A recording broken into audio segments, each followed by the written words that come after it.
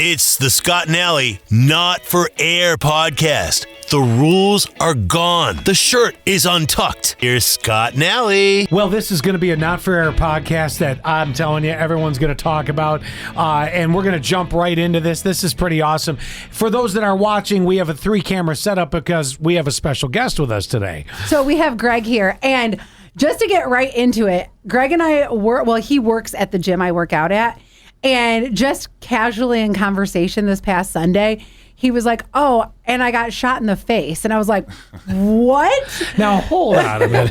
Nonchalant, right? Just a casual, we're just chatting away. Yeah, I got it was shot totally in the like face. that, too, because it started out, he was in a boxing competition recently. And I was like, "Oh, how'd the boxing competition go?" Asking him some questions. And I don't even know how. It was like, then randomly he's like, "Oh, yeah, and I got shot in the face." My Yeah, God. yeah. Well, I think we talked about the being hit in the head, and I said, "Oh, it's not too bad," but I said my mother hates it, right? Well, Sure. right. She was worried about me, and then she kind of said something. She's like, "How many times did you get hit in the head?" And I transitioned into, I was like, "Yeah, oh, and I was shot in the face." And Allie That's said, what I guess that Yeah, brings yeah, us yeah. right into it. Yes. I mean, the show of hands is unbelievable. You gotta tell us how this. Well, first of all, I mean, the fact that you're here and you look as good as you are. I mean, the term "getting shot in the face." Right, to be honest with you, I thought, and see, now everyone's going to want to go watch the show, watch the podcast. You would think if you got shot in the face, like half your face would be like totally blown off. Oh, absolutely. Not at all. Like your face, there's like nothing. Like I don't know. Is there a scar? Yeah, so well, I guess you can't tell until I smile. So I'm still in the transition of like dental work, getting going. But so being shot, the bullet took out a lot of my upper jawbone area, so they can't really screw in dental. Okay. So I'm in the process of getting like bone adhesions put in and things like that. So you really couldn't tell until I like smile wide and open. But, Now, is this an extreme? Not the shot in the face. I'll come back to that. The dental adhesions. I'll get back to that. I'm sure that was painful. Does that hurt? The dental adhesions? Like, what do they do? Are they layering? Yeah. So it? I mean, I've gone through some pain. I mean, originally, so the initial thing was is they from the shooting after they cleaned out the teeth and all that, they kind of just stopped the, they stitched up in here, and I went through a period of time where I couldn't eat like anything. I mean, it was just shakes. Maybe small things easy to bite and eat on that. I still had my 2 front teeth at the time, but when I came back home from Jacksonville, Jacksonville, Florida, where the shooting took place.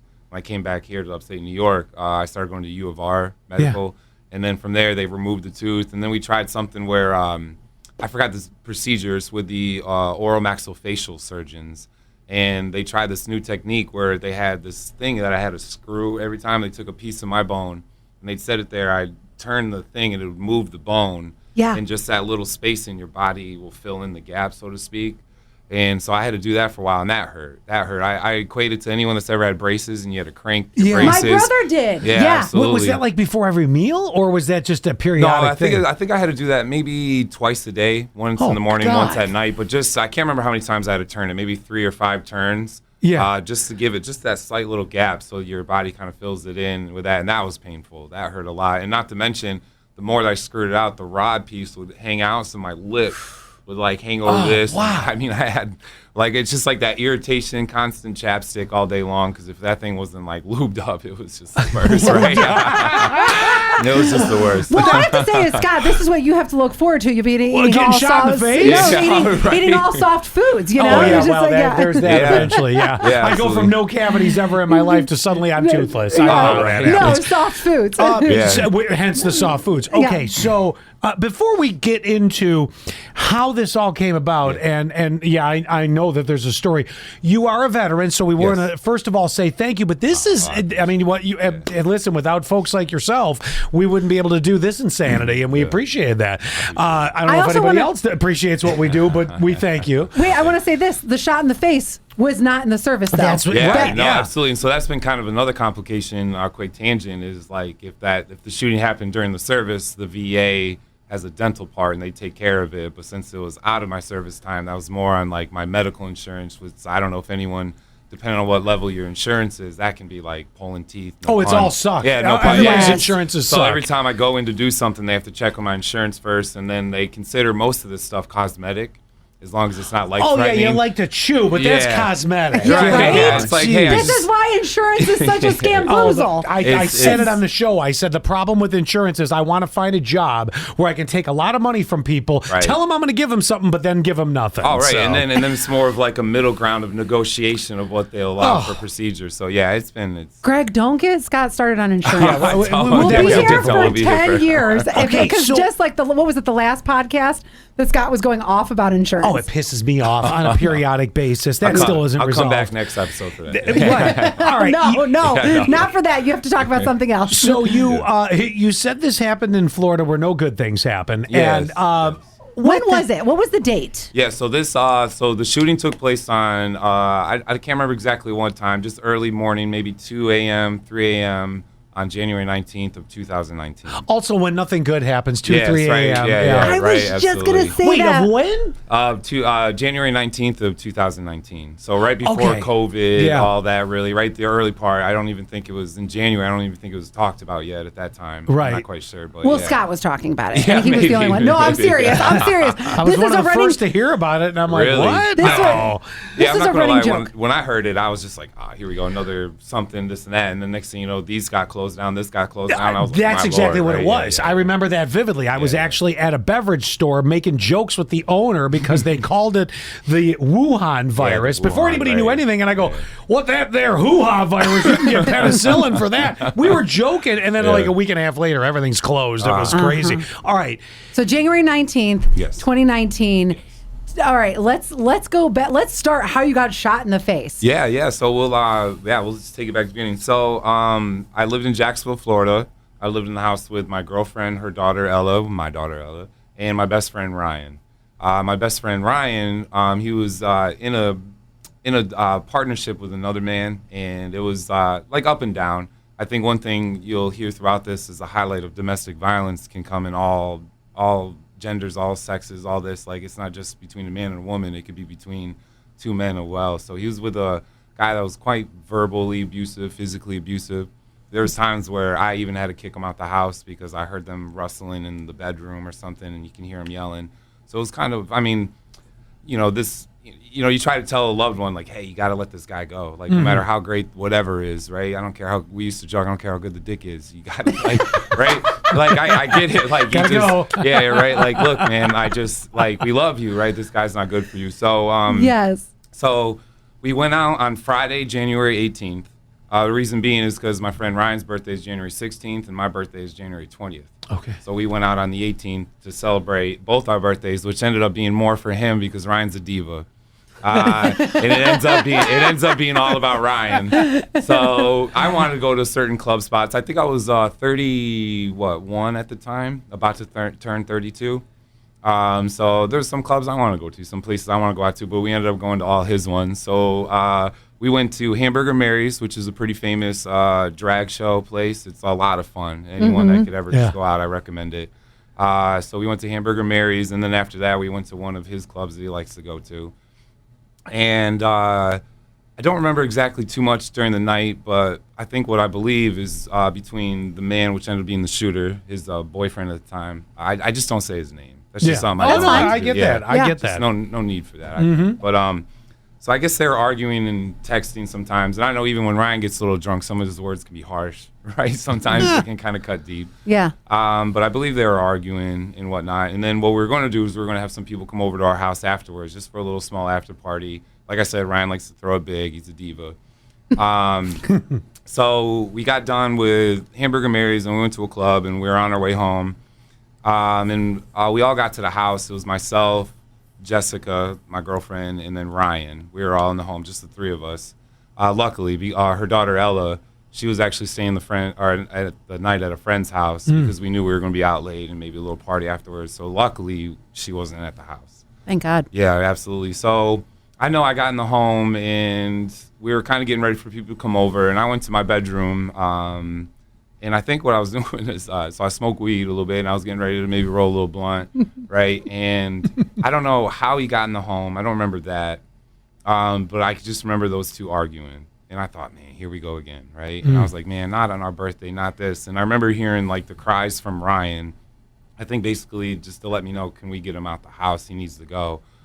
So I was in my room, I was rolling some weed, and I kind of put it aside. And so in the house, I was on this side of the bedroom. It's a long hallway. He was on the other side of the bedroom. He had the master bedroom, of course, right, with the big tub. Once again, the diva. Diva. Yeah, right. Yeah, absolutely. So he had the master tub, master bathroom, all this. It's got jets and roses in it. Yeah, he would just, That's awesome. sometimes he'd call me in while he's just soaking in the tub and just talk to me. It was just, to give his personality. This is just what I want. Yeah, just to give his personality. I love him so much. A lot of times he'd want to go out with me and do something, and I would walk out into the room, and then he would look me up and down. He's like, "You're wearing that?" And I was like, Yeah. "Yeah, here I am. Just, even if you saw me now, just loose clothing." So he would go in my closet, and he's like, "No, this is what you're wearing." So I love that. yeah, I love him, man. So right the second I walked out the bedroom, I saw Ryan coming towards me. And the man was there at the time, and I can't remember too much he was wearing besides just his shorts. It was just like basketball shorts, I believe. And he just reached into his waist, and he pulled out a .45 Magnum. And you are sitting here today Yeah. after being shot in the face with a .45 Magnum. Yes, sir. Either he's a shit shot or you are incredibly lucky. Right, absolutely luck. You'll just like the Wow. probability of all this is going to be nuts. when you Okay. hear All right, this. so Yeah. So you Pulls it literally out. were walking in at this point. Like, this was not an altercation between you and somebody yet. No. You were just on your way to Yeah. maybe help out. Well, right. I think my intent was just like, hey, we're gonna have some people come over and have a good time. This is my birthday, and plus, if I love you, like I'll do anything for you. Sure. Right, absolutely. And so like times before where I could hear them fighting, like physically fighting in the room, I've been in there to pull them off and kick them out the house. Yeah. So I walk right out my bedroom, right down that long corridor, that hallway, and I just see Ryan's face. And the next thing I know, he pulls out the .45 and he put it right to the back of Ryan's head and he pulled the trigger. And, you say it's movie-esque, but to just see the exit wound come out the front of his head and part of like his brain and all that splatter against the wall, it was intense. And then I just remember kind of staring in his eyes. Like, how people say it goes slow motion? It's just insane how it happened so quick, but like when I think back of it, it's so slow in my head. Mm-hmm. And I just saw like him stare at me, and then in the life of his eyes go. And he just dropped like a sack of potatoes. He just hit the floor. So then what did you do? I just froze, I think, for a second, right? It took me in. And, one thing I forgot, another person was at his house, which I feel bad because I feel like it gets forgotten sometimes. It was Ryan's cousin, Eric. And the only reason why he was staying with us that night is because he was too drunk to drive home, and we didn't want him to drive home drunk. So he stayed with us. And unfortunately, Eric became a victim as well. So right after he shot Ryan in the back of the head, Eric, his cousin, was also with him in the bedroom. He took off to run down the other hallway to go out to the front door, and that's when the shooter spun around and shot him also in the head. Oh my God. So like within, who knows, right? I say seconds, but within seconds, it was bang, bang, right? And at the time, my girlfriend, Jessica, she was in the bathroom, which is about halfway down that long hallway I was talking about. Right in the middle was that bathroom. And I think, if I'm right, she just opened the door and came out, right? Startled. And then I just ran at the gunman because he pointed the gun right at her. And I just thought, man, like, one, I'm angry. If I got my hands on him, I would want to kill him. And the other part was Protecting. And I love Jessica so much, like so much. And, I guess when you love something so much, it's not even a thought in your head. You're like, I'll give myself to them. Right? Whether you have kids or relatives, like whatever, you'll do anything. And without a thought, I just ran right at him as fast as I could.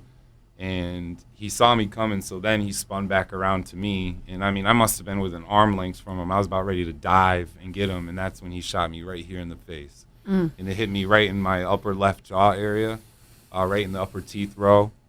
And so I was shot in the head, and it knocked me out. I was unconscious.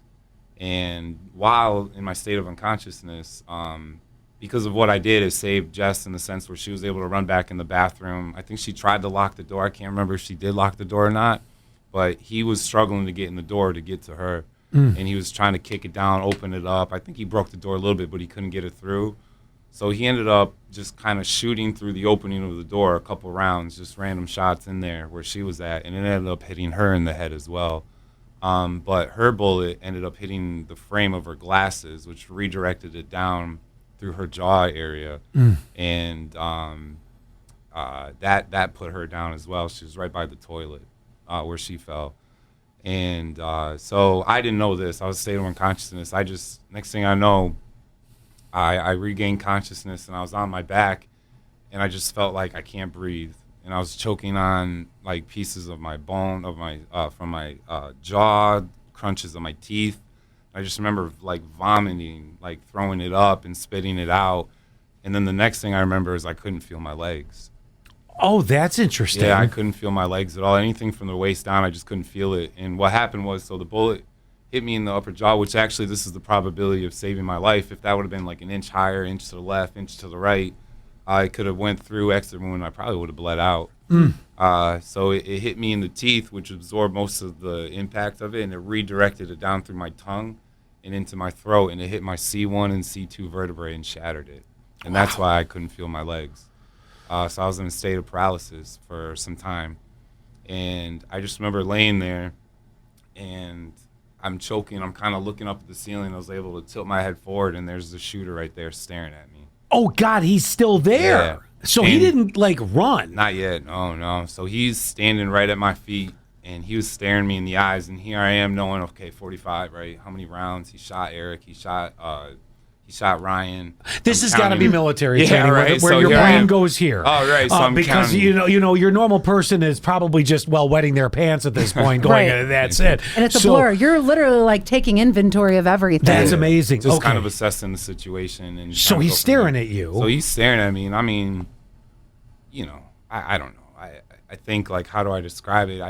Some people are like, oh, like the devil look or something. It was just a person that just wasn't there, right? This was someone that just absolutely had intent to kill whoever's in the house, which we found from investigators. He brought extra mags with him, extra rounds. So depending on however many people was in that house, he was going to take them all out.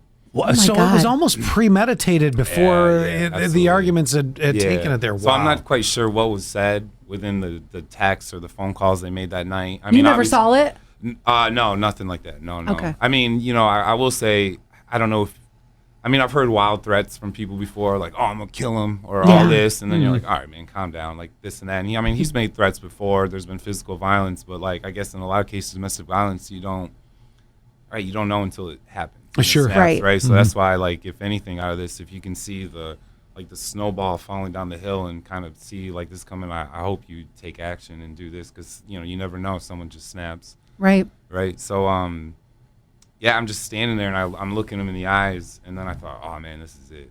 Like, I knew he had more, and I was Right. like, he's just going to open up in me. So I'm laying there, I'm like, man, this is it. Right. And then it made me think of my sisters. Right. Like, I grew up in a home with a lot of women. My dads weren't around a lot. Like, my biological father, I've never met him. My adoptive father, he's had to do what he had to do. He's moved a lot. But I love the women in my life. My mom, my grandmother, my sisters, they mean the world to me, man. And I just thought, man, like, I'm never going to see them again, right? And then you start thinking like that, and that kind of took me. And that was a hard thought, right? Like, when you realize, like, I know sometimes, like, accidental happenings, you get scared, like, oh, that was almost it. But, like, after being shot in the face and seeing a guy stare at you, you're like, Oh, yeah, you're partway there yeah, already at this you're like, point. man, Yeah. this is it. Right? It's kind of amazing that you like thought that right away. I think like I don't know what I would do in this situation, but a part of me thinks that I would be like, okay, what can I do? But you're already thinking of like your family Yeah. in that situation, which is crazy. So then what happened? Were you able to talk to him or say anything? No, or no? I mean, Okay. like I said, I was struggling pretty bad with. So I was on my back. Yeah. And I could just feel the blood coming out of my mouth, and I was trying to spit out whatever it was. I couldn't tell at the time, but come to find out it was just bone fragments, chipped teeth. Like, I was choking on it. Were you able to hear at this point, because this is probably happening quickly, but maybe at the same time happening slowly? Were you able to hear like sirens at any point? Where like, did you? No, not yet. I mean, honestly, I think what I do remember about when I got shot, right? Because I've always been on the other end of a weapon. Yeah. Right. At the trigger point, right? And I've never been. Because you're in the military. Right. Yes, ma'am. Yes, ma'am. So, like, I mean, honestly, I spent, 8 months in the Libyan desert being shot at, bunker bomb, like, cement bombs dropping, feeling the ground shake where you're at. And they say, like, I think after this, the probability of you being shot in your home is more than it is being overseas where I was at, which is crazy to me, right? Because obviously the gun violence in America and things like that, like Yeah. to think like, you know, I've been in 2 different war zones Yeah. and never got hit.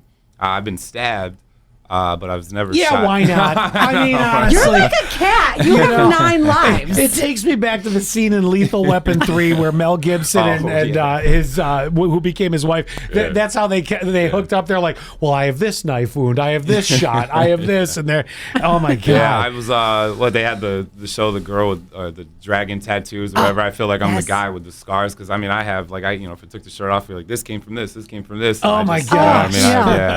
Yeah.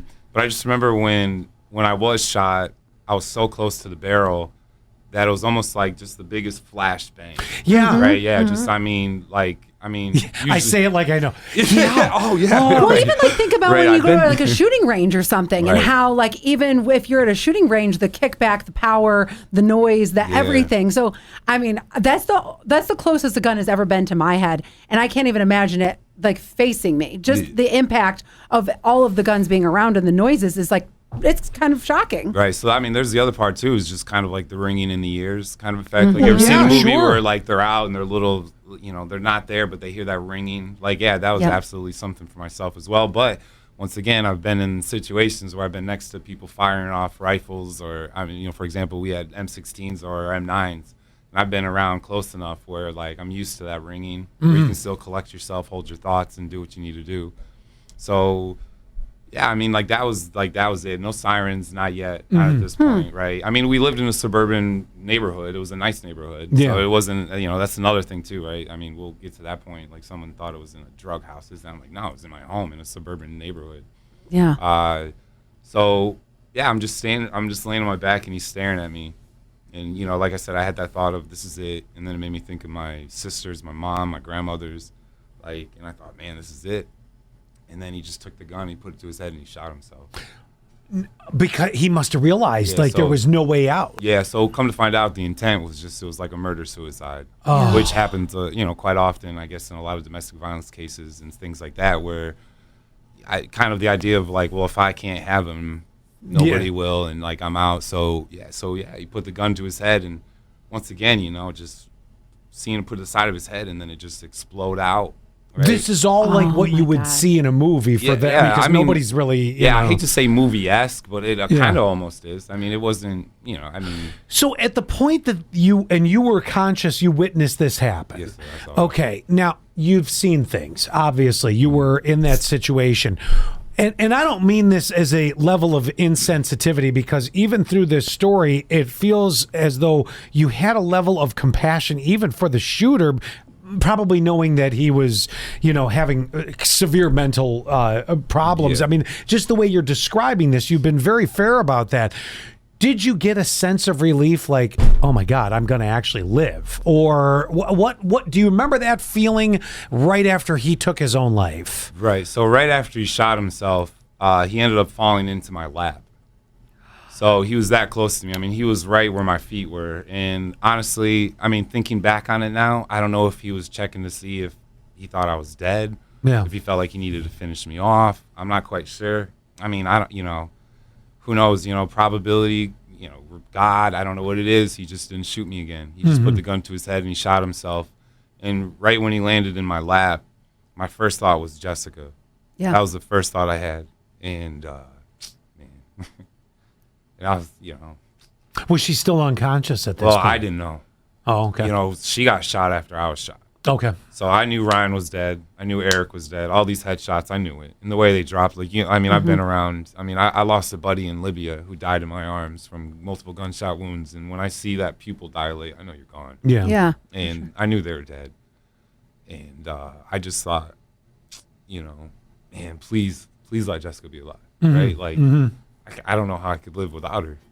And I was just like, man, this is tough. And so I was like, I got to get to Jessica. Here I am fighting for my own life. And I just thought, man, I got to get to Jessica. So I took him and I rolled him off me. And I couldn't feel my legs. And I just crawled, you know, like an army snake slither crawled. And I knew she was in the bathroom. So as fast as I could, as best as I could, I crawled to her. And the look in her eyes, I couldn't tell. Like, I mean, it was just a stunned look. She was on her back. I could tell she was shot in the head. And I tried to feel her pulse, but I remember when I felt her pulse, like my pulse was just like my heart's pumping. You're in full adrenaline Yeah, mode absolutely. at this point. So I couldn't even feel her pulse, let alone mine. Like, I could only feel mine. So then I just put my hand over her mouth, and I could feel her breathing. And that's when I kissed her, and I told her that I loved her and that I was going to save our lives. Right? And I just thought, like, I've always felt like if I want to do it, I'm going to do it. Yeah. And I just thought with her, I was like, man, I'm going to do whatever it takes to save her life. Whether that was jump in front of the gun like I did for her. And at this moment, I was like, I need to call 911 and I need help, right? And I don't know how I remember where my phone was. It was just crazy. I just knew my phone was right there on the floor next to the bed. And I just crawled to my phone, and here I am. Like, it felt like half my face was just hanging, right? I just got shot, and it was so hard for me to, like, talk.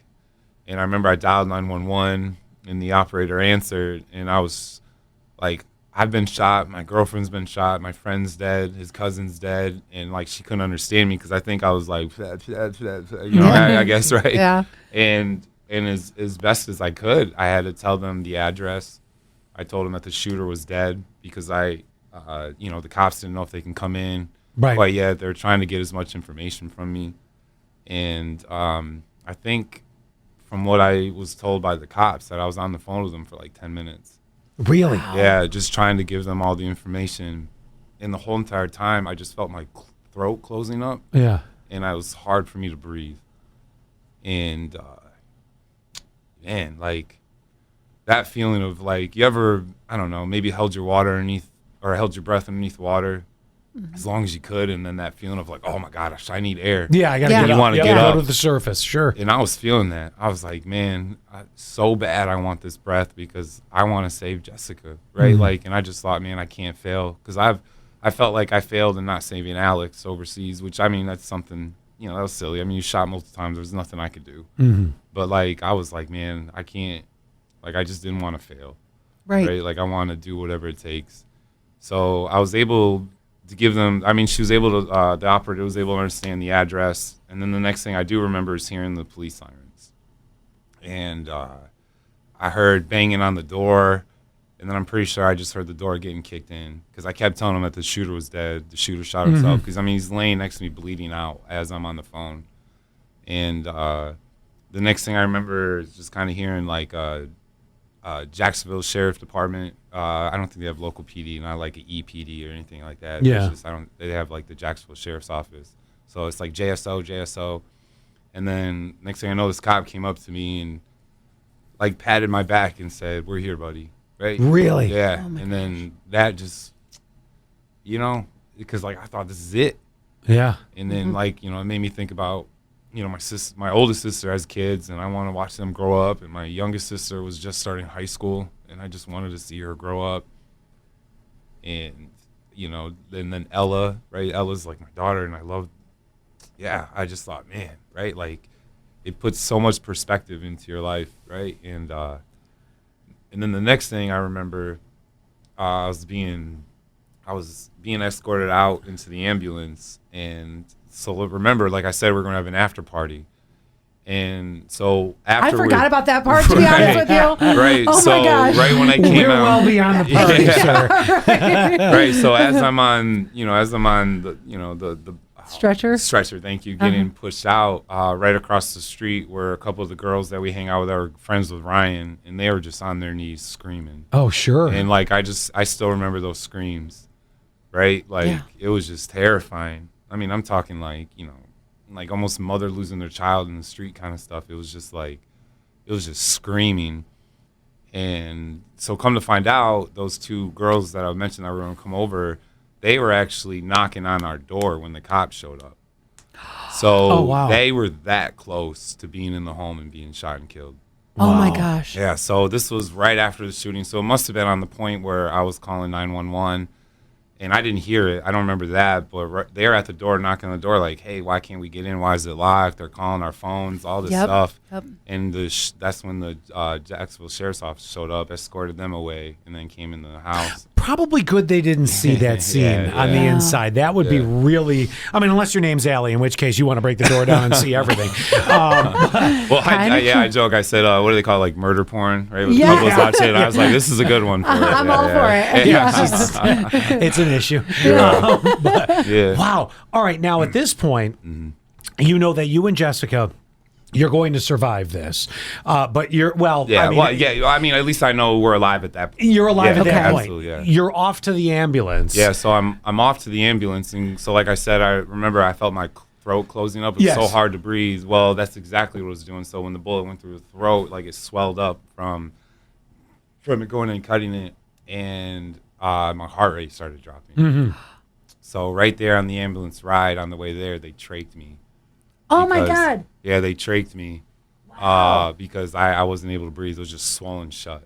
You ought to This see is it, the first Allie. time I got to see a scar on the podcast. What I can do with this pen right here, we can do it right now. Yeah, absolutely. So like, I mean, and then it, aftermath now, right? When you think back on it, like, what if I didn't act that fast? Right. What if I laid there and kind of just, sat there in my pity or whatever, right? It was that close to me just dying. And then once again, shout out to the Jacksonville Sheriff's Office, for those They're avid listeners of the Scott. Any PD, podcast, you know what I mean? Like any PD, like I think one of the hardest calls for them are domestic violence calls. Well, that, and I was thinking when you described that, I was so glad to hear that the sheriff, when they came up to you, kind of patted you on the back and said, "We're here, buddy." Yeah. Because in a situation like this, I mean, well, again, we have to, for people that have not been through something like this, you divert mentally to what you see on TV shows or what you see in movies.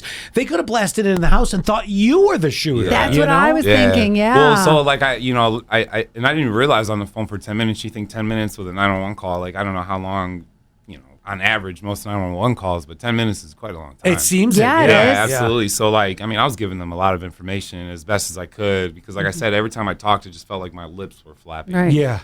Or you weren't. I don't know. Yeah, right. Who knows? I mean, maybe, like I said, I just, it was, the state of paralysis in my legs. I mean, so much. I'm still, like, spitting up some stuff, and I was just trying my best to let them know, like, the shooter's dead.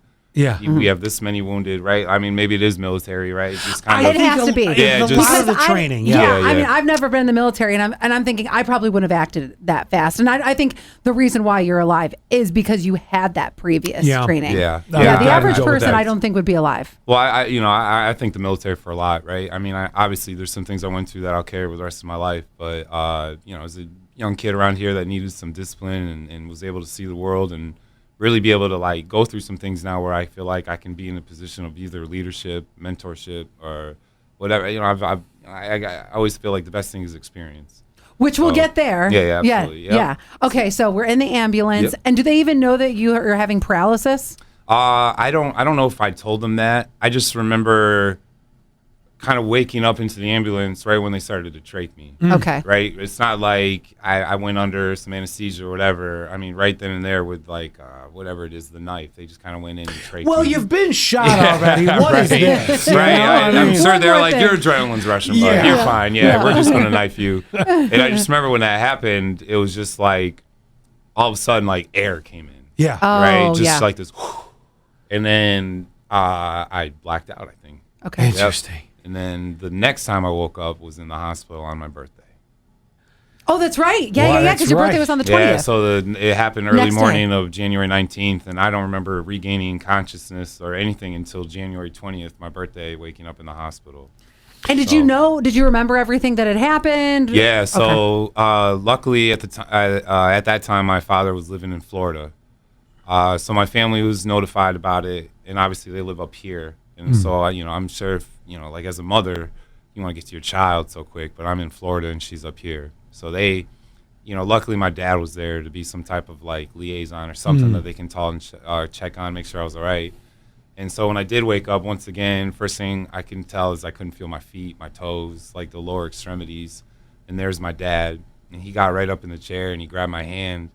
And I couldn't talk because I had a trach and like a tracheal tube in my throat, so I couldn't speak.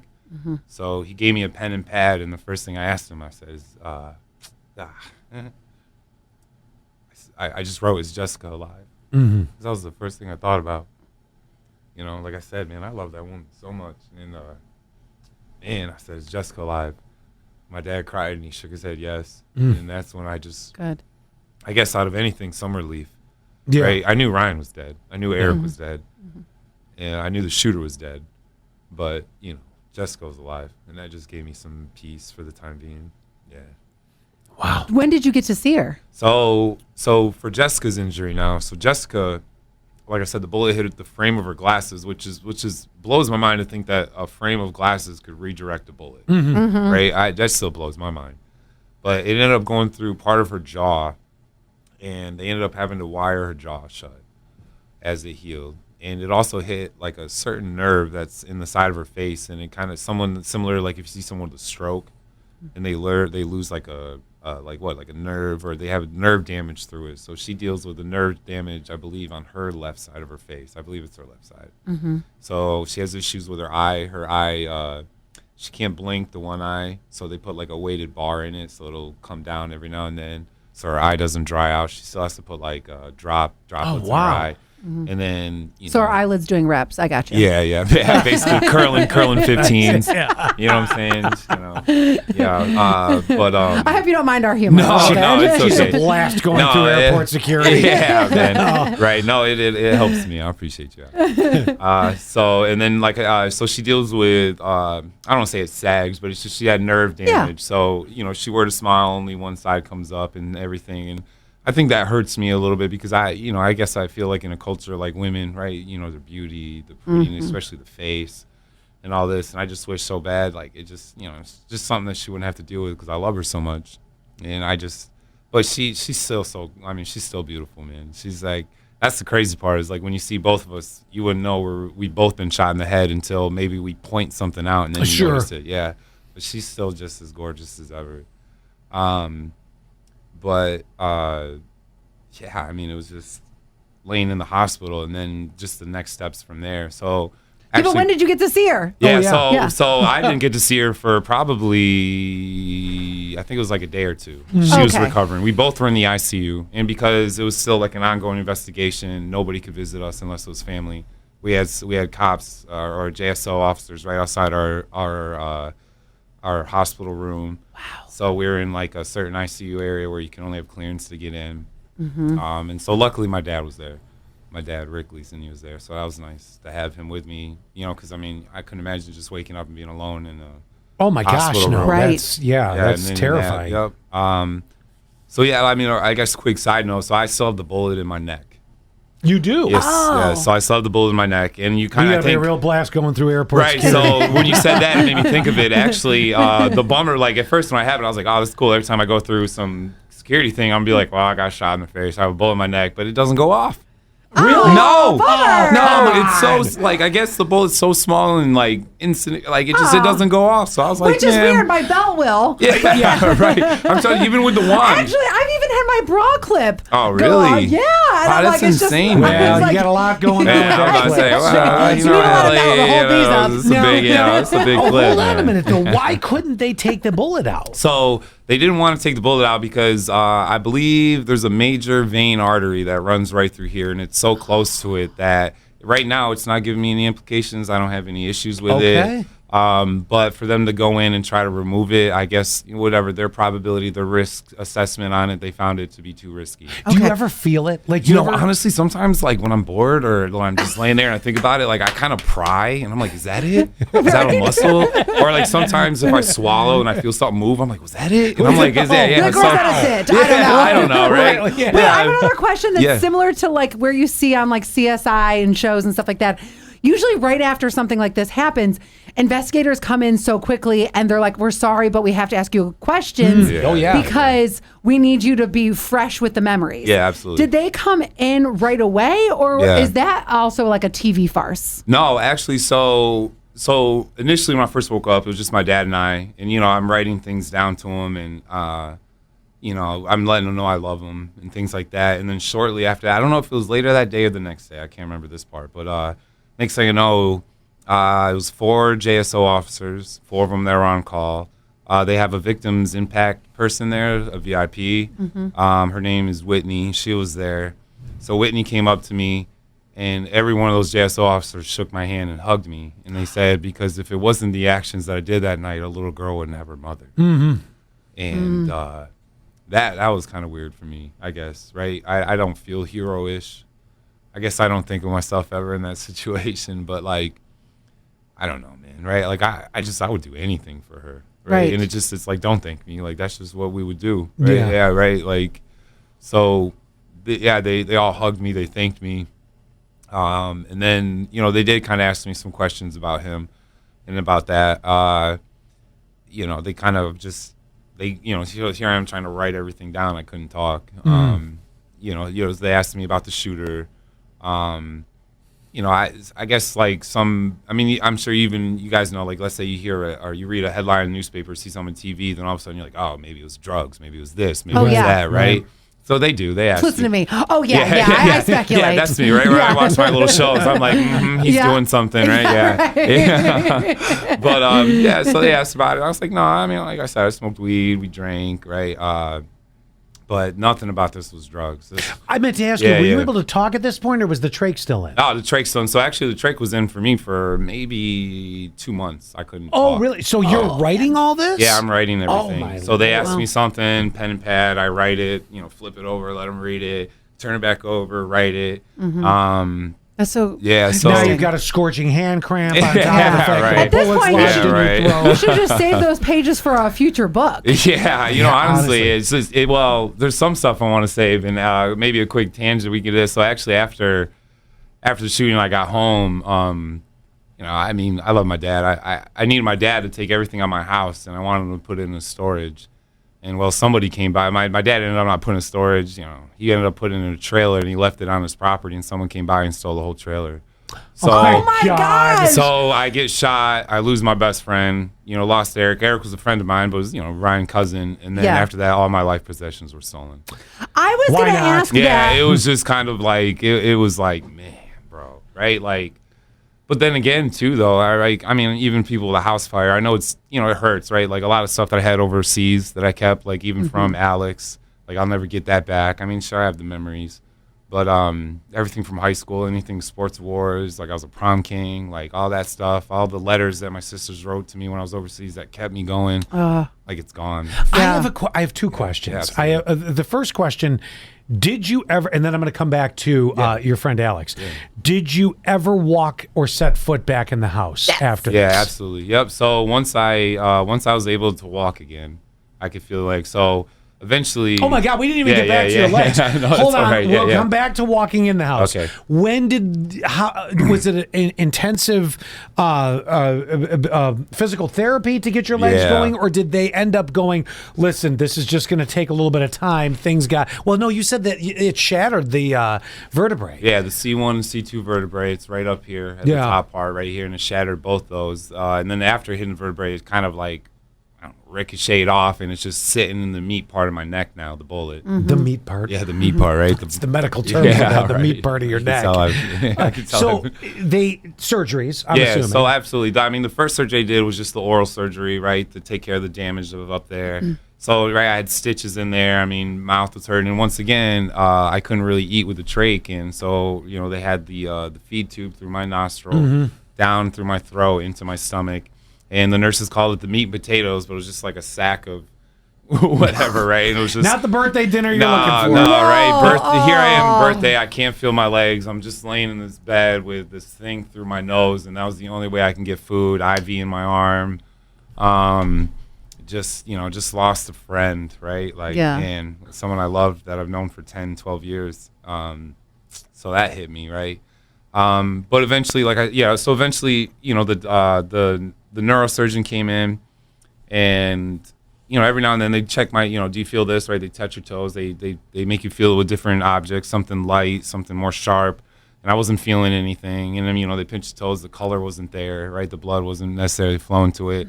And they kind of told me, they're like, listen, a lot of times with nerve damage and things, or especially vertebrae stuff, we just don't know if you're going to come back to 100%. We're not saying that you'll never feel your legs again. They didn't think it was that serious, but they're just like, we don't know.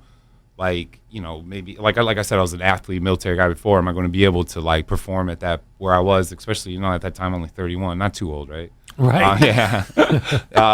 So that seasoned. was also in my head. I was like, oh my gosh, like, am I going to walk again, kind of thing? Or I felt like I would walk again, but then I just told myself, I was like I'm not going to let this define me, man. I'm not going to just sit in there and just like accept the diagnosis they gave me. I was like, I'm going to walk. I'm I always felt like I'm Greg. I'll get back up again every That's time. awesome. Right? Like, whether it was rolling my car down a hill, going up to a bath, I rolled it down several times. Didn't even get scratched. I was able to save my girlfriend's life at the time then, right? Whether I'm overseas and Let me just make a note. Not hanging out with Greg ever outside of this podcast. 9 lives, Greg. yeah, Here don't it is. hang around me. I swear, it's almost like I go out and like the trouble finds me, so to speak, right? But That's because it was after midnight, Greg. yeah, I it is mean, anything. If you're listening to this, Yeah. right? That's Yeah, what home Mark by Payne 10. always said. My dad always said, nothing good happens No, after midnight. absolutely not. So Well, and clearly not in Bath where he's rolled the car 18 yeah, times. no. Well, so. that one was my fault, right? Young kid was Oh, driving with shocking. the car. Oh, look at him. Yeah, right. I was 17 at the time. I was going to Prattsburg where my girlfriend lived, and I took a corner going, hot and know. fast, and I rolled it right down that hill. I know how you Bath Mitchellsville boys Road. do. Yeah. So how you're they getting load. to the point now where they say, I mean, okay, is the trach out now and it's physical therapy time? No, Like so here's the painful part, right? Now the after part, right? The adrenaline's down. I mean, I did have some, they were pumping me full of pain pill things, right? And I mean, I think I even had the button where I could hit it and I'd get like there it is, right? Yeah, it's just, so the trach part was hard because what I was still doing is I was coughing and kind of spitting up some of the debris and things that were still in my lungs.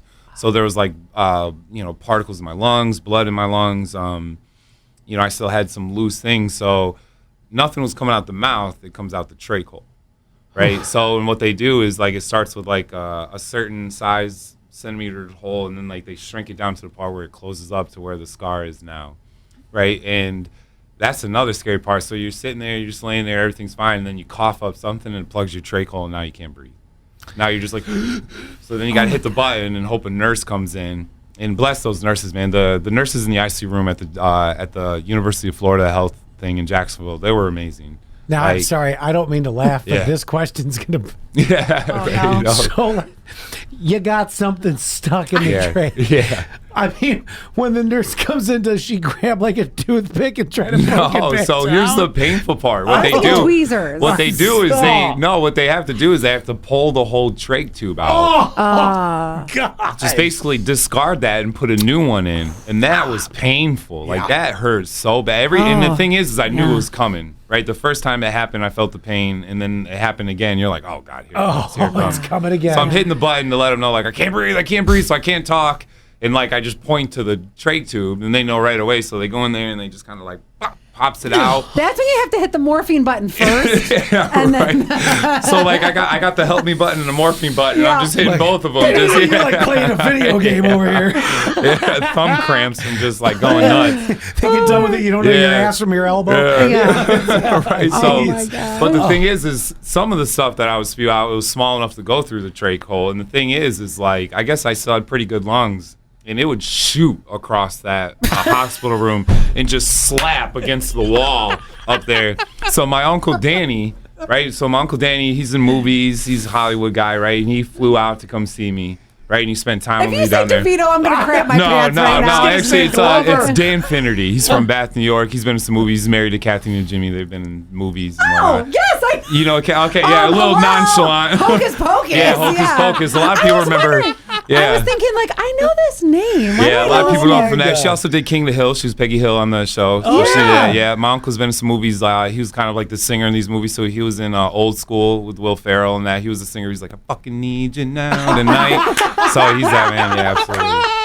Yeah, so he's always What a been weird detour on this podcast. I know, Go right? somewhere else. Quick tangent. Yeah. So back to your uncle Yeah, shows so up. he's kind of the funny guy, right? Him and I, we'll crack up. We're kind of the funny ones. So he ended up making like a bullseye target I thing knew it was and coming. taped it up I against knew the it. wall because I was because I had to sit up and wherever it was shooting out, it was hitting in the same area. Uncle Danny. Yeah, so like God. it was kind of like they joked. They said this was the danger zone. Don't walk this way because I might hit you with something.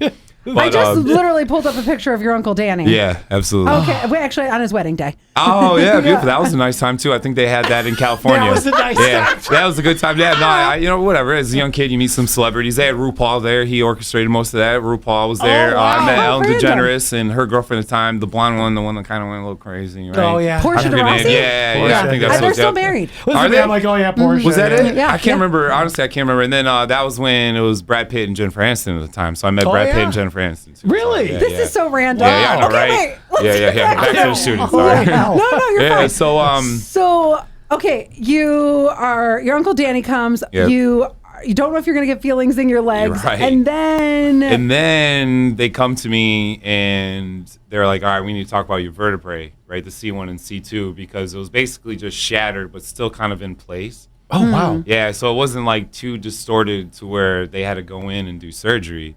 So what they thought, as me still being like a young enough man at the time, they ended up putting me in a halo. And so right what the halo is, you know, they basically screw it not into your skull, but through the skin, and basically where it just kind of lodges right up against your skull at certain points. And it just keeps me completely erect. Like I can't move my head down, up, left, right. Like I'm just constantly erect with this like, how did you sleep? oh gosh, pills. Sleeping pills. Oh, okay. Yeah, pills. Because with that Oh, you can't sleep straight on your back because of the pain. So Yeah. you have to basically be seated up while you sleep. Isn't that like And- cows? Don't cows sleep standing up? Yeah, right. Yeah. It was like, and here I am, like the only time I fell asleep standing up was when I was in the military after being up for 3 days straight kind of thing. And then I'm like, Yeah. oh my gosh, man. So I was, they put a halo in. I remember how painful that was when they did it. And luckily at that time, my mother, my sister, my grandmother, we didn't bring the youngest sister, Caitlin. That's my youngest sister. She didn't come down. We just thought, you know, at the time, like she was preteen. Oh, that's maybe not something for her Yeah, to see. some things Yeah. that just doesn't, you know, she, at the time upset, she wanted to be with her brother, but now she's a little bit older, she understands. Yeah. So, you know, my family more down there, they're holding my hand while they're just screwing this into my skull. And it was just like pain after pain after pain. And then eventually, so I'm in the halo, I'm still in the ICU for a while, and that was kind of tough. So like certain pain pills that I was given, it would upset my stomach. And so like 2 instances that I hate, right? Once again, shout out to nurses, right? The stuff that I got to deal with, right? So one time, like I'm vomiting from the pain pill. And the one time Through the trach hole. well, yeah, through the trach hole, kind of spewing out my mouth, right? Oh, God.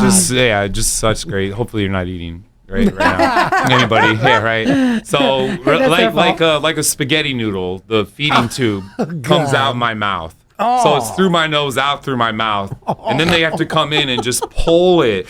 Like you can feel it just coming through everything. Just shoot me in there. Yeah, right. So here I Oh, my am covered God. in, you know, throw up. I got this like spaghetti noodle thing just kind of flapping out my mouth. So they pull it out, and of course, you know, they lube it up again with some whatever, and then they slide it back down your nose, By down the through your way- throat, into your stomach. Not funny at the time, but you're great. But you're great at telling the story now, and I'm glad it's humorous now. You know. Well, I mean, another reason why I appreciate you guys even having me on is like it helps me to heal to talk about it. Oh, sure. Right. Yeah. So one thing I learned, especially I when mean, I'm going to be scarred for life. But I'm glad you're doing great. Of course, this is about Scott. Yeah. As long as you're okay. Yeah, well, I joke. This is why I don't get invited over to house parties anymore because everyone's talking about something. I'm like, yeah, so, you know, shot in the face. Top this. Yeah. Well, and this has to do with something we talked about on the show about your flex, like whenever you meet new people. Like mine is that I grew up on a church bus, and yours is like, oh, I got shot in the Yeah, face. I'm like, yeah, absolutely. man, I'm a you're big always, loser over Yeah, here. you're- Nothing stop. compares Don't to say this. that, Scott. you're No. always gonna trump Yeah. everyone's story. Yeah, No. well, kind of, right. And so, or someone says, like, man, I had a really bad day today. I'm like, go on. Yeah, Yeah, right. No, I'm kidding. I'm kidding. me Yeah. all I was like, about it. really? Oh, so your tire blew? That's, nah, yeah. So I'm not trying. God, Right. I am not trying to rush this, but No, there's a absolutely. couple things we got to get to Yeah, absolutely. Yeah, before yeah. we Yeah, run out of for time. sure. So Okay. you're in the headgear at this Yes, point, yep. and you had to be immobile for a while. Mm-hmm. At what point did they say, "Let's get you on your feet"? So when I started feeling my legs again. Oh, so you did. Yeah, so it was this kinda the came. healing of the? Well, it wasn't necessarily the vertebrae healing of it. I don't know exactly. Once again, it's kind of like the unknown of nerve damage. right? It just, whether it comes back 100%, Yeah. maybe 50%, whatever. It's just, I equate it to like, you ever had your leg fall asleep and you get that feeling back and it's like that pain of like, oh my God. That was exactly what started happening. It started with my toes, into my Really? feet, up through my Did it feel like they calves. were asleep, like a tingle? Or Kind was of, it- yeah. Honestly, it really was. It was almost like I said. It was like if you ever been in a weird position, your leg fell asleep, and then Yeah. you got back up again. You do like, oh my God, that limp. It kind of felt like that. So once I started getting feelings back and all this, they ended up removing me from the ICU, and I kind of got into, I joke, like General Pop, right, in the regular hospital, right. So I was in there. And then he wheels into the room. Have I got a story for you? Yeah, right. Everyone's in here because they have a stomach ache, and I'm in a halo with like, I Right. can't talk trach. But yeah, eventually, I just said, hey, I want to walk. Let's do this. Yeah. Right. And the hard part was just getting up and out of the bed, and they gave me a walker. And I remember I was with my grandmother and my mother and my sister. And she's like, I can relate. I've got one. yeah, right. Well, they're very You'll like, fit in South oh Florida. yeah, Yeah. they're very like, take your time, this and that. And here I am, like ready to run. Yeah, right. yeah. And part of it, I think, was just for me, like to not allow this to define me, to feel like he won it all, to feel like he even took something from me. It was Sure. like, I'm gonna come back 100%. Love that. And so I remember I was walking with him, and finally I was like, get rid of this. And I just remember moving the walker out the way, and my family freaking out. So I was like, hold on to the wall, whatever, hold on to the wall, and I felt good. And I remember I got to this window area that looks out into the city. It's next to like where the stairs are, and I was like, you know what? I want to do some squats. So here I am holding on to like Sure. holding on. burpee while you're at yeah. So here I'm in this halo because I thought, well, here's like an extra 20, 30 pounds, right? Almost like I got a squat rack or a squat bar on me. So then I just started like squatting. Really? And then even going down a couple steps, going up a few steps, and and then it just built from there. So then I periodically throughout the day I'd have a nurse come in, we'd walk. But it took me a minute, right? The first few steps was a little hard. Plus I had the halo on. And then real quick, the thing with the halo is so I had 2 screws in the front right here and then 2 screws in the back. And I didn't realize how much your facial muscles move when you sneeze. Until you have something screwed into your forehead. Now, wait a minute. Was the trach still in when this happened? So the Oh, trache's my still in, God. right? So it's kind of like out through the nose, out through the trach. But like I remember the first time I sneezed, how bad that hurt around the screw-ins. And then the next yeah. time when I knew the sneeze was coming, I was like, oh no, shit. I was like, yeah. So that was fun with the halo in. But so I'm able to walk. I think I was in the hospital for a month total. And then I was able to let go. And the first thing I did is I said, let's go back to the house. Yeah, this Yeah. is where we So got to I go know, yeah. now. At this point, wait, hold on. When does the trach come out? Are So you the trach didn't come out until several months later. I was back in Bath at this point, living with my mother. Really? Yeah. So Well, I you needed were- kind of around the clock care at first when I came Okay. home, so I was able to live with my mother at the time. And So actually, learning to walk again, going back to the house, seeing Jessica again, Yeah. following all this. A trache's still in. trache's still in. yes, Okay. sir. Yeah. Now, you guys, and yes, I promise we're getting to the house part of this.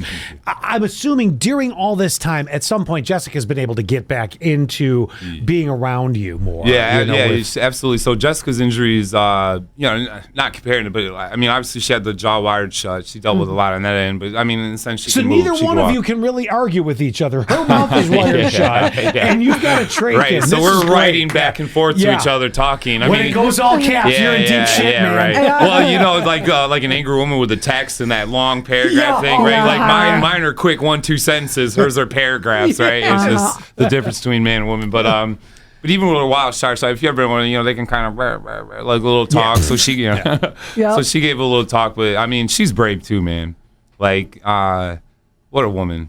Yeah, absolutely. sure. So, Brave but woman. you guys are back together. You're now able to be supportive with each other. Oh yeah, we're in at our this lives point, every yeah. day. Yep, every day. Well- I talk to her every single day. So now you have to go into the house. Yeah. Now, and I know you've been in the military. You've been in 2 different war zones. You've seen some stuff. What was this like? I mean, and was it cleaned up at this point? Yeah, Like, what? right. So it was emotional. I mean, just pulling up to the driveway, I started crying. Yeah. Very emotional. And I just said, I guess part of it, I was like, man, fuck this guy, right? Like, like you took a friend from me just because, Yeah. you couldn't Because you have guys him. got in an argument. or just like I said, I wasn't quite sure what was said. I don't know if he was like, see you forever, I'm done with you. I don't know, right? Like in that sense, but like, you just took so much, man, because you couldn't handle rejection or whatever it was or whatnot. And I just thought, man, that was just like the most coward, like way to do anything, right? Like, look, I've been in certain moments where I felt like a coward, this, that, but I would never think to take the life of someone or even disrupt someone's life so much like that. It just, so my whole thing was like, I'm not going to let him win on anything. Right. And I just remember it was hard for me to walk. I'm in the halo. I'm kind of walking. My dad was with me. And, we open up that door and we get to the hallway where all the shooting happened. And, like, my eyes went right to where I knew, like I said, when Ryan got shot, I mean, I'm telling you, like, chunks of his brains just hit the wall. And then I remember where I was laying with him and just how much blood was all over me and all over the floor. And so part of, like, I don't know who comes in and does it for the police. Serve Pro. Yeah, right. Yeah, I know, right? Yeah. What's their slogan? Like, it never happened or something, right? Yeah, I don't know. But yeah, they cut out chunks of the carpet where it was, the wall where it was, that was chunked out. The drywall, part of the wall, that was all out. And actually, so Jessica, once again, brave how she was, because I did tell her, like, Jess, we need to call 911. We got to do this. She was able to get up and walk to the bedroom, and she kind of like face planted into the bed because she wanted to call 911. So here she is being shot in the face, and she got up. Now, that she's one of the strongest women I've ever met. Yeah. But so part of the bed was cut out. Okay. And basically, the main reason I was there too is kind of like, hey, Dad, I basically had to pack a suitcase of just enough to get back to New York. Yeah. And eventually I was going to figure out what to do with my possessions and all that once I got home, which, and eventually it got stolen. Right. Yeah, so that was pretty much most of the I house. guess you don't need a storage unit. I know, right? So I guess I saved money on a storage unit, right? Yeah. Thanks, Dad. No, I'm kidding. It's the most Florida thing, by the way. That's Yeah, how we stole an honest entire to God. trailer. Well, I was joke. like, Some oh my people God. joke and they say they have that thing. It's like this day in Florida, and I was like, I'm one of those. Yeah. Look it You up. are. January 19th, you'll find it. Well, and that's the funny thing. Before you're sitting down with us, when you and I casually talked a little bit about this story, you're like, oh, there's an article about it. I was like, I don't want to read the article because I want to hear everything firsthand and my authentic reaction and everything. I didn't want to know too much of the story. The one thing I did want to touch on before we wrap up is I said to you, the PTSD of this must be wild because you came back to New York. Your mom's taking care of you. You're away from Jessica. You're away from Ella, like all of that. So I know you had mentioned a couple of things to me that I just wanted you to mention to Scott too with your PTSD. So go ahead. Yeah, no, I think, so once again, I think sometimes things in life happens and you get another chance to maybe do it better. Yeah. And so when I came home after being in, from overseas and, the Iraqi war and parts of Libya, I just didn't talk about it. And I dealt with substance abuse for a while in my 20s. And part of it was just because, I avoided talking about it or avoided getting the help. And when this happened, I think part of me was like, okay, man, we're not going to go down the same road. I might not be great at it at first, but it was just realizing that, like, this didn't happen to me because there's something wrong with me or whatever. Like, life happens, right? Death is a part of life. It's not like death happens to you, right? These things are just life. And so I was like, okay, I'm not going to let this define me. I'm not going to become like someone where I just sit in my injuries or don't be proactive about it. Another one was mental health and getting counseling, being open about it. And if I have a day where all I want to do is sit and cry, then I just sit and cry. And that's okay, right? And I just try not to let that one day turn into 2 days, turn into a week, turn into a month. And then I just try to remember myself. I was like, look, man, these, especially people with substance abuse thing, it's just a quick fix, right? Just because the pain hurts so much, I don't want to feel it. I need something to get my mind off of it. And I told myself, man, I can't go through this again. Part of it was just like, I want to be good for my sisters. I want to be good for Ella. I want to be better for Jessica. And so I just took and another thing too, it just doesn't happen overnight. Right. And that was one that, I'm kind of a perfectionist. So if I learn something, then right away I should be great at it. So it took a long time of getting down in your lows and not trying to chase the highs, not necessarily with substances, but just feeling great and just allowing myself to really I don't know, just whatever the feeling is, there's no wrong feelings. My dad taught me that. He always say, man, there's no wrong feeling. but we can have wrong actions because of these feelings. So Well, I Right. have to compliment you on your self-awareness. You are, you know, for everything you've been through, and even some extra things that you've mentioned here as you're going through it. The self-awareness that you have is impressive, and I think that's probably one of the best strengths that you have. To whether it's overcoming, whether it's adapting, whether it is, you know, just adjusting to what the situation is. That is an absolute compliment. Now, again, because I know, and we've kept you a while, but this has been just a fascinating story.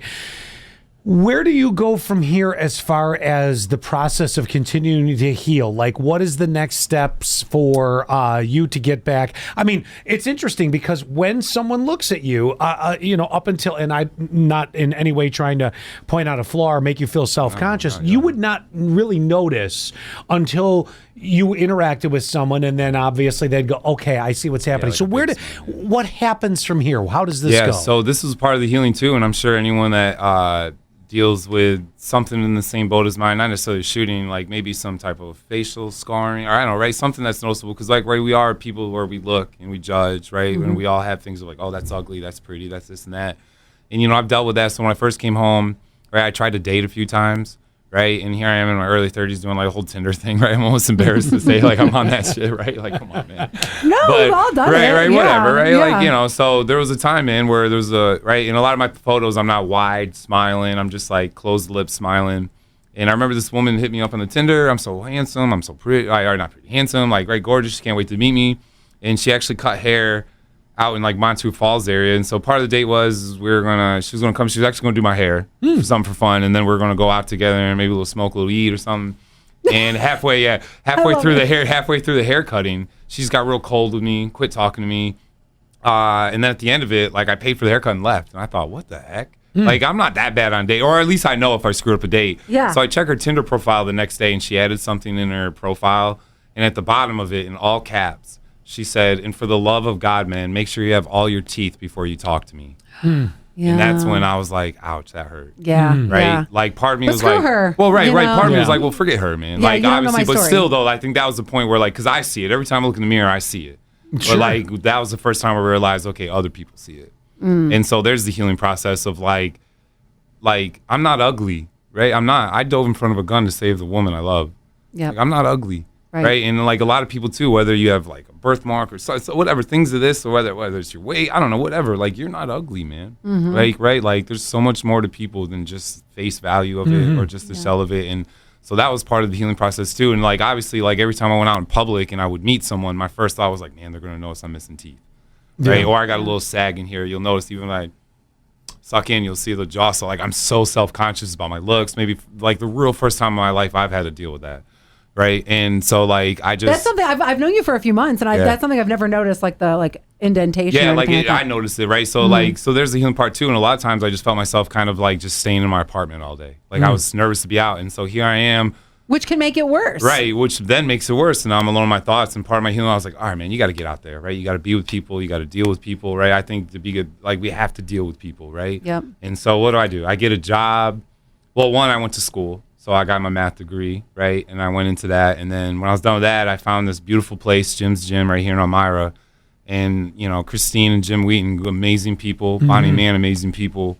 And they hired me, and they just loved who I was, right? They didn't, nothing about the looks, this and that. They just loved who I was. They got me in. We now all do. Yeah. Thank Yeah. you. So now I'm working at a front desk at a gym, and I'm going to see hundreds of people walking through, and they're going to have to see me, and I'm smiling. I thought, man, that made me real nervous. But it was like, I believe you have to put yourself in uncomfortable situations, and you'll grow.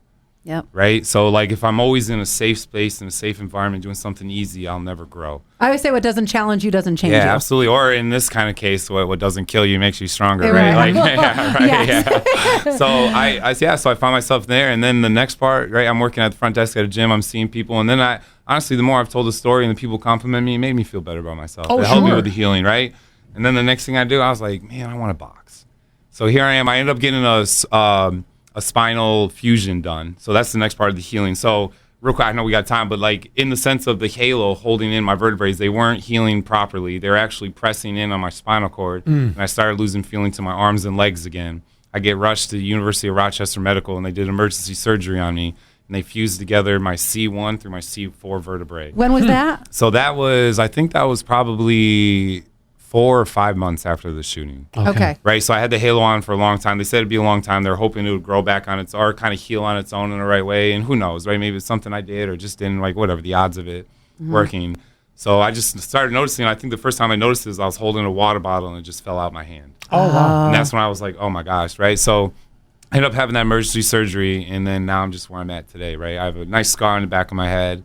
I have most add it to all the rest. right. Yeah, sure. I have most movement to my neck. I struggle going left and right with it. I can't fully turn it. Up and down's fine. I used to be a stomach sleeper. Now I got to sleep on my side, so that took some adjustment trying to sleep. Right, just so I mean, it slightly changes your life, man, but it doesn't define you. There's still more life to live. Right, and the healing process isn't over. Right, You know, there's still more to it. Right, it's something I carry with me every day. Right, obviously, I mean, unfortunately, on my birthday, right, I got to think of it happened the day before my birthday. Right, so the birthday comes around, I think about Ryan. I think about everything that happened. You know, a lot of people that deal with trauma, dates can be triggering. Yep. So it is kind of sad. So the first couple years, right, it's like, man, my birthday comes and thinking, sure. you know, right, then I got to think about this. So it takes time. But, like, you know, I think if you face it, time helps. Having a great supportive family that I do, you know, my mother, my stepfather, my dad, my sisters, and having still Justin Ella around, that was, I mean, I count that blessing every day, man. Yeah, Every absolutely. day I wake up, I'm so glad that they're still in my life. That's That's amazing. awesome. This has been an amazing story. Yeah, absolutely. Yeah. Thank I'm you glad so you much. were so willing to be open too, because when we were talking about it, I was like, man, this is a huge story that I wasn't sure if you were going to be as willing to say on a podcast, because when I had first when you and I were first talking, I said, you should be on a podcast, not you should be on my podcast. I was like, you should be on a podcast. And then I'm working out. I text Scott and I'm like, wait a second. You should be this on is mine. a well worth it story. Yeah, it is. Thank Do you. you with what you have shared with us, and obviously you had mentioned not only the therapeutic side of it and that, do you plan to do any sort of engagements where you'll be talking to people, or? Yeah. Well, I like it. I think kind of me agreeing to come on this is like kind of part of it is like, I mean, I don't want to make it about me, but I think part of it is the idea of like, if anyone are listening to this, watching it or whatever, can see themselves in a very like bad domestic violence case where maybe it's been close to that point. You know, like Well, I think that's an area that you could explore, because you Right. said something very early in the podcast, which is, I think, very true. It comes in many different forms. Yeah, absolutely. It is not just a man to a woman. It can be a woman to a man. It can be a woman to a woman, a man to man. There are so many different aspects to it. That's one piece to it. I think you could be extremely inspiring to schools. Yes. You know, adapting it, the story a little bit. Leave out the sneezing against the wall. No, actually keep that That's one a great independent. part. Yeah, That's the good part. But to be able to overcome and to be able to say, hey, listen, it won't define me, things like that. Because, you know, there's so many people, I think, and my final thought on this, and if this at all inspires you to pick up and do something where you do engagements or some sort of inspirational conversations with schools and stuff, is we get caught in our own heads. And there is an age group that is real sensitive to getting caught in their own situation. And, you know, this is just one of these things. You were with friends, you know, friends. Your guard was down. Actually, this is the one thing that when you and I were talking at the gym, like, you're like, oh, well, I was in the service. Like, you were saying that the military kind of trains you to, like, this is happening, move on.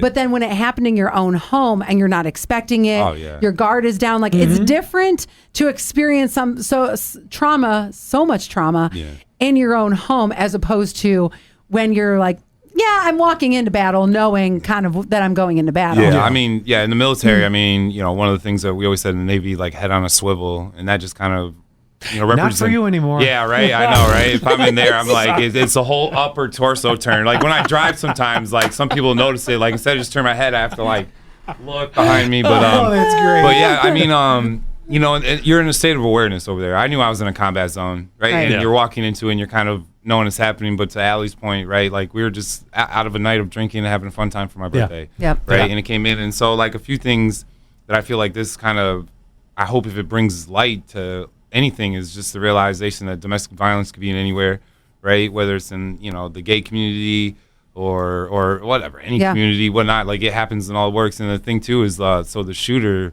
he's African American, he's black, right? And a lot of times, I know this country went through a lot of stuff where it was like a white person shooting a black, and this whole racial tension of black versus white and all this. And I don't look at it like that at all. That was just a disturbed individual. Didn't Yeah, matter sure. what. Didn't Right. matter what the color of his skin was. Doesn't matter what his sexuality was or whatever. Right? Like, we're labeling all these things. And I don't walk out now and walk in the streets, and if I see, like a black person or African, I'm like, oh, I'm threatened, right? Because it's just like, I'm not going to stick it to a group. Right. Right. Absolutely. Right. And so to That's me, true. this is another thing too. Is just like, when we look at some of these things, man, it's more about the individual. Yeah. Right. Well, what I'm going to do at the end of this podcast, because I'm going to edit this, this is just the truth of it. Yeah. I'm going to put the domestic violence hotline at the very end, Okay, so yeah, that way people can absolutely. see that, Yeah, and they can please. use that if they need that. Yeah, because please, you're right. or at least say something, speak out, say something to a family, like, let it be known, because honestly, you might think, well, he said this or she said this and it won't happen. You just don't know, You right? never This know. this Right. wasn't drug induced.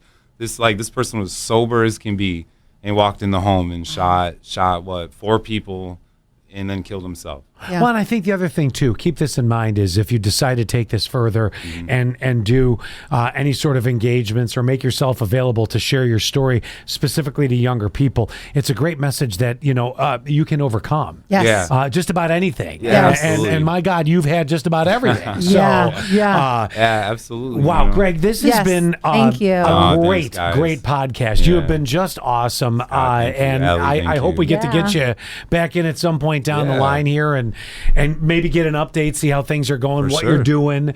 It is just an honor and a pleasure to meet you, and I so can't much, thank man. you I appreciate enough. that so much. Yeah, thank you so much for having me. Absolutely. I like when Allie's great. I think she called me Sunday Greg for a while, right? He brought me coffee a few times, right? And every time she Burn comes you in, up. yeah, right. Yeah, I had every time she comes in, she's just great. And like I said, it was just like a nonchalant conversation. And like I guess that's kind of what I do out here. I throw it out. And I'm like, yeah, and I'm shot in the face, and I'll just watch the jaws drop, and they're that'll like, do it. yeah, That'll yeah, do it. yes, sir, yeah. So Well, Greg, I can't wait to see you on Sunday at the Yeah, gym. I know, right? No, Yeah, no, I feel absolutely, like that. Yeah, and it really brings you close to people too when you share your story. Yeah. and they feel like that they can talk to you. And I at this point, let's catapult your career into, like Scott said, speaking at schools and things like that. We Yeah, got to get the ball absolutely. rolling. I mean, I would definitely be open to something like that. I think another thing too is I definitely want to take some time to heal first. Yeah. And then get myself in a position to say, like, I went through this and this is where I came through. Because I Sure. think when I first was healing, I thought maybe I'll get out and talk about it. It was like, well, take the time, heal first. Yes. Get to a point where you can get up there, you can,